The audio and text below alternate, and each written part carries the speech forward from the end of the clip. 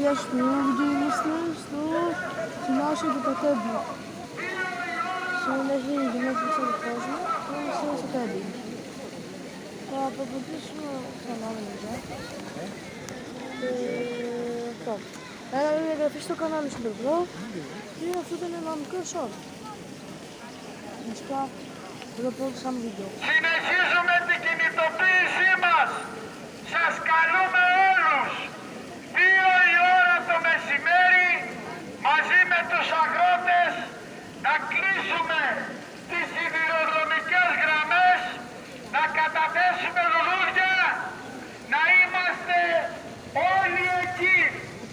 2 η ώρα το μεσημέρι, όλοι μας στο σιδηροδρομικό σταθμό, με κάθε τρόπο και μέσο. Να καταθέσουμε λουλούδια στη μνήμη των θυμάτων και να δηλώσουμε πως θα συνεχίσουμε τον αγώνα μας.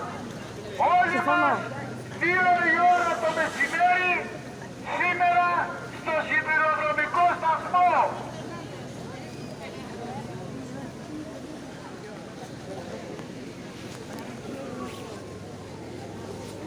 Έλα να μας πάρει. Τελείω. Σίγουρο να τους κάνει. Να μην φύγουν ποτέ. Θα πάρει 2 η ώρα το μεσημέρι. Μαμά μ' ακούω. Αυτό να έχουμε πάρει 2 η ώρα το μεσημέρι. Κάτω είμαστε, Είναι κάτω εκεί. στο κοπανό. Πήγα πάμε. Εδώ θα είμαστε στο επόμενο βίντεο.